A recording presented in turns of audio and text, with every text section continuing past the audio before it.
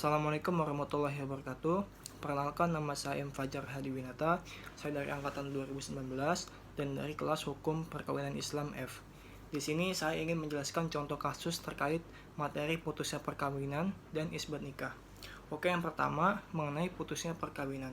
Dalam konteks perkawinan, maka putusnya perkawinan artinya tali perkawinan telah tidak tersambung lagi atau tidak terhubung lagi. Singkatnya, hubungan suami dan istri telah berakhir. Dan ada dua pasal yang mengatur tentang putusnya perkawinan itu, yaitu berada di dalam kompilasi hukum Islam, yaitu pasal 113 dan pasal 114. Pasal 113 KHI menyatakan perkawinan dapat putus karena yang pertama kematian, yang kedua perceraian, yang ketiga adalah atas putusan pengadilan. Dan atas putusan pengadilan ini sudah diatur di dalam pasal 38 Undang-Undang Nomor 1 Tahun 1974. Yang kedua pasal 114 KHI menegaskan bahwa putusnya perkawinan yang disebabkan karena perceraian dapat terjadi karena talak atau berdasarkan gugatan cerai. Oke, yang pertama contoh kasus dalam putusnya perkawinan ini adalah kasus dari Taki Malik yang memberikan talak kepada mantan istrinya, Salma Finan.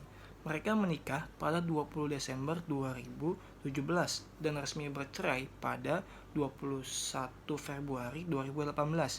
Ada beberapa alasan yang menyebabkan Taki Malik itu memberikan talak kepada mantan istrinya, dilansir di acara TV swasta pada waktu itu. Yaitu yang pertama, Salma Finan itu bukan istri yang penurut dan susah untuk dinasihati dan juga melanggar syariat serta suka mengumbar-ngumbar masalah rumah tangganya di dalam media sosial.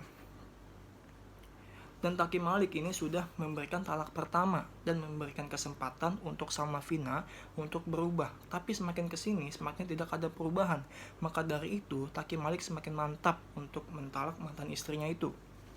Yang kedua adalah isbat nikah. Isbat nikah adalah suatu bentuk tindakan permohonan pengesahan pernikahan yang diajukan ke pengadilan agama untuk mendapatkan penetapan atau pengesahan sehingga pernikahan tersebut memiliki kekuatan hukum.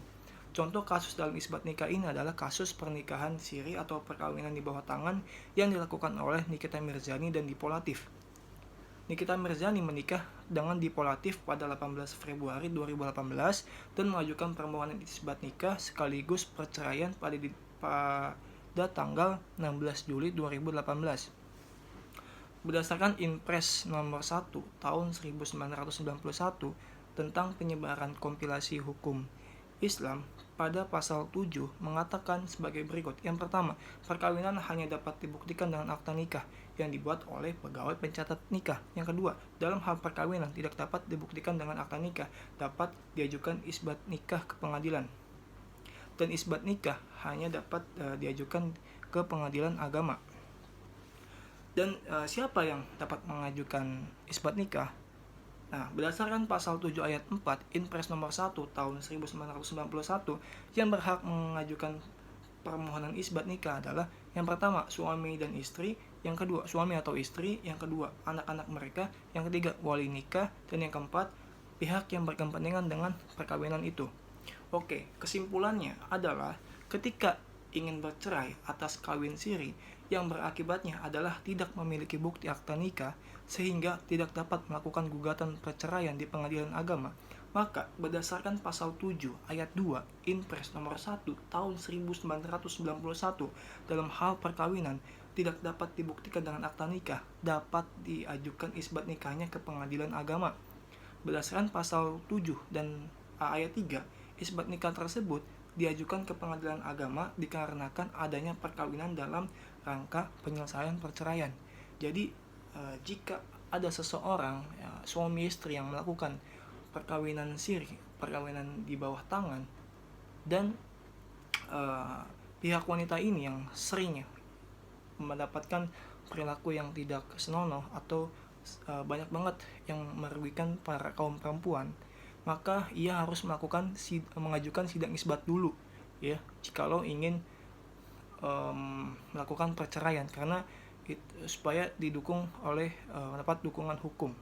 Kurang lebihnya mohon maaf. Wassalamualaikum warahmatullahi wabarakatuh.